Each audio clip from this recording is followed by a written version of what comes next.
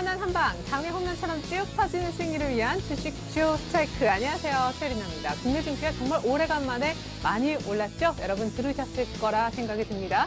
코스피가 1830선에 바짝 다가서서 마무리가 되었고요. 코스닥 역시 1% 중반대 꽤 괜찮은 상승폭을 보여주었습니다.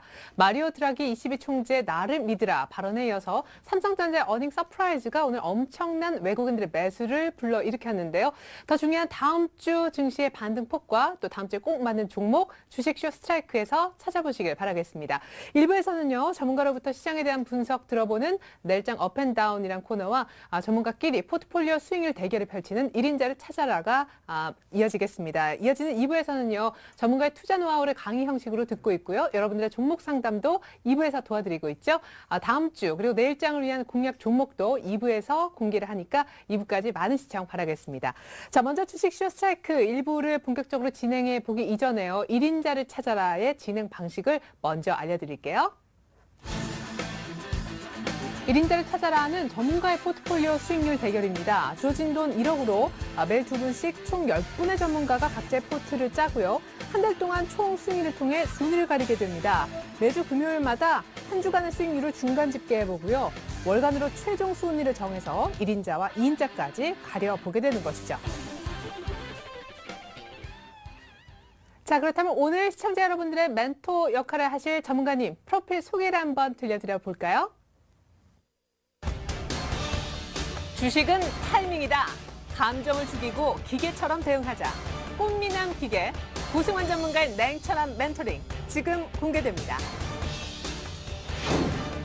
급등주는 내 손 안에 있어이다. 가치와 성장성, 수급이 부합한 투자. 애매한 이론이 아닌 한 템포 빠른 매매로 수익률을 극대화한다.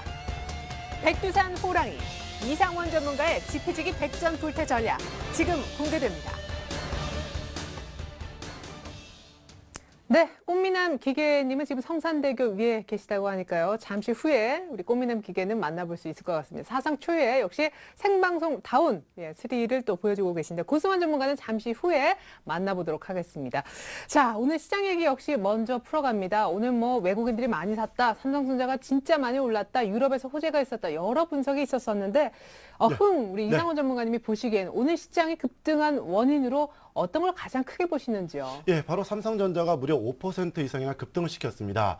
일부에서는 지금 120만이 넘어가면서 쇼커버링이 일단 유입되다는 그런 소식이 나오고 있는데 어쨌든 지수는 단기적으로 이번 주죠. 연중 최저치를 기록한 이후에 바로 일단 반등이 강하게 들어오면서 시장은 좀 어느 정도 안정을 찾는 그런 모습이 아닌가 이렇게 말씀을 드리겠습니다. 특히 뭐 오늘 외국인들이 선물 쪽에서도 무려 4천 계약 이상이나 매수해주면서 현물과 선물 양쪽 다 매수했다는 것은 어찌됐든 바닥에 대한 다시 말해서 이번 주 장중 저점을 찍었던 수요일 저점이죠. 이 라인대를 하나의 저점으로 만들지 않겠는가 하는 그런 기대를 충분히 가질 수 있는 그런 하루였다. 이렇게 말씀을 드리도록 하겠습니다. 네, 그러게요. 현물도 4,700억, 선물은 4,500계약. 이 동반 아주 강한 외국인 현선물 쌍끌이 매수가 오늘 있었죠. 네. 기술적 흐름을 보더라도 사실 저항대로 많이 얘기했었던 21선, 안착이라 하긴 하루 만에 좀 그렇긴 한데 일단 뚫었어요. 예, 그 모습이 좋습니다. 특히 코스피 200이 먼저 장중에 돌파하면서 종합주가지수도 오후장 들어서 덩달아 돌파를 해줬는데요. 그렇죠. 어쨌든 20일 이평선을 돌파했다는 것은 누누이 말씀드린 대로 하나의 핵심입니다. 그래서 그동안의 하락 기조를 어느 정도 마무리하겠다 하는 그런 강한 의지로 봐도 되지 않겠는가 이렇게 말씀을 드리도록 하겠습니다. 네, 사실 삼성전자의 어닝 서프라이즈도 개장 전에 이미 알려진 뉴스였었는데요. 마리오 드라기 22 총재 발언에 대해서는 솔직히 삼성전자 어닝 서프라이즈가 없었다면 드라기 효과로만 오늘 시장이 어느 정도까지 오를 수 있었을까요?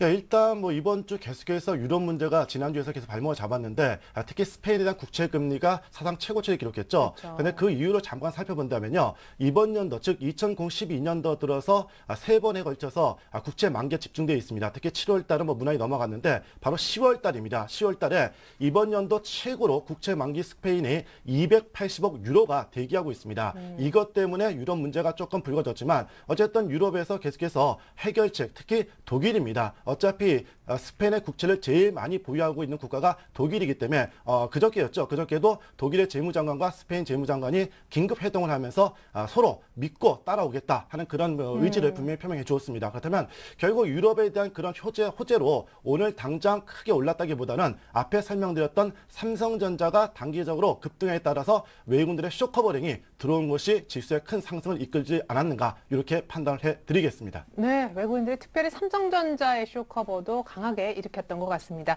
자, 일단 많이 왔어요. 사실상 다음 주 기대가 좀 되는데 지난주 금요일만큼 일단은 회복시켜 놓고 다음 주를 맞이하게 되었습니다. 다음 주 월요일부터 이게 또 시작이 중요하더라고요. 월요일에 예. 퉁 빠지면 참 기분이 그런데 다음 주 월요일장은 상승할까요? 하락할까요? 예, 저는 하락 쪽에 무게중심을 두도록 하겠습니다. 하락 이유는요? 오늘 사실 너무 예. 많이 오르기도 했죠. 예, 그것도 있겠지만요. 일단 여러분 아시다시피 좀 속도 조절이 필요하지 않는가. 특히 제가 누누이 말씀드린 대로 이제 8월 옵션 만기를 좀 생각해야 되거든요. 그런 문제점이 있는데 어쨌든 단기적으로 본다면은 오늘 밤입니다.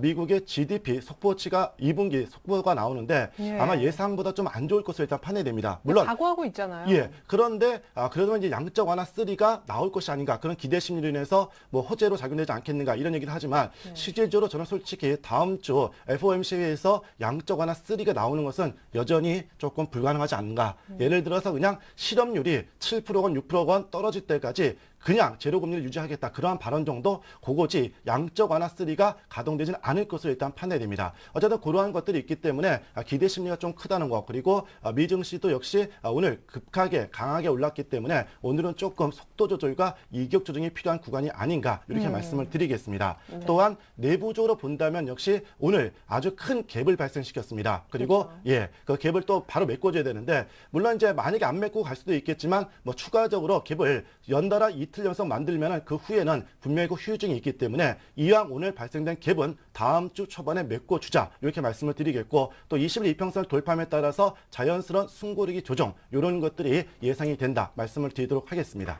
네, 그러면은 네. 미국의 2분기 GDP 성장률 안 나오면은 시장이 어떻게 해석할까요? 일단 뭐 FOMC는 그 다음 얘기고 예. 월요일장 하락이라고 하셨는데 안 좋으면 안 좋을수록 일단은 월요일날 그렇게 나쁘게 볼 것 같지는 않다는 생각이 드는데요. 예, 뭐 오늘 양쪽 하나 3는 이제 그런 기대가 또 나오겠죠. 만약에 나쁘게 나오면은 당연히 그러나 일단 미증시도 먼저 선반영된 부분이 좀 있기 때문에 그런 기대 심리. 그렇다면 오늘 미증시가 만약에 오른다 하더라도 마지막엔 탄력이 좀 둔화되지 않겠는가. 우리랑 우리 증시도 만약 미증시가 오늘 밤 올랐다 해서 내일 월요일 아침에 오른다 하더라도 전강 후 약의 모습이 나타나지 않겠는가 이렇게 판단을 해드리겠습니다. 그 월요일장은 조금 빠지더라도 네. 그리고 사실 FOMC 회의에서는 이제 양적 완화 3라고 예. 갤럭시 S3처럼 아주 예. 재밌게 표현해 주셨는데 그거는 이제 없다 할지라도 22 통화정책 회의에서는 네. 뭔가 좀 유럽 쪽에서는 부양이 나올까요?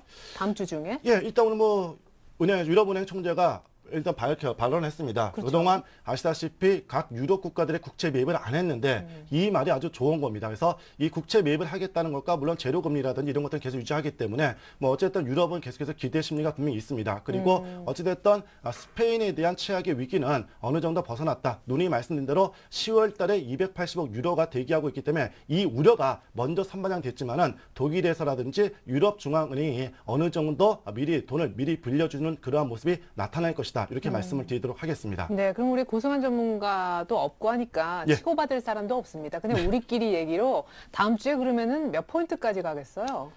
다음 주까지 보기보다는요. 이제 제가 앞에 설명드렸던 대로 8월 9일이 또 옵션 만기입니다. 그렇죠. 예, 여러분 아시다시피 제가 자꾸 말씀드리지만 세계 거래량 1위입니다. 우리나라가 3년 연속 참 어떻게 본다면 안 좋은 건데 어쨌든 웹도덕 즉 꼬리가 몸통 흔드는 그러한 장세인데 현재 외국인들의 포지션을 본다면요. 코스피 200 기준입니다. 바로 상방향으로는 240에서 245 즉 종합주가지수 따진다면은 기본적으로 1820선이 넘어가야 되고 그리고 강하면은 1850선까지 다음 주 목요일까지 열려 있다. 반대로 하방 쪽으로는 코스피 200 기준에서 232 이하, 즉 이번 주 찍었던 저점이거든요. 예. 231.86을 찍었는데 이 이하로 떨어지면 외국인들은 분명히 옵션 시장에서 손실이 발생이 되기 때문에 분명히 만약에 추가적인 하락을 보인다 하더라도 오늘 발생되었던 갭 부분, 즉 1790선이 하나의 지지라인으로 되고 그리고 앞에 설명드렸던 8월 9일까지는 무조건 그 전까지는 1850을 향해서 간다. 이렇게 보시면 되겠습니다. 좋네요. 좋습니다. 월요일장은 조금 대충 정강 후약으로 할 수 있지만 일단 옵션 만기 8월 9일 전까지 1850을 볼 가능성이 높은 코스피까지 분석을 들어봤습니다. 계속해서 이제 전문가님들의 관심 종목 포트 얘기 들려드릴게요.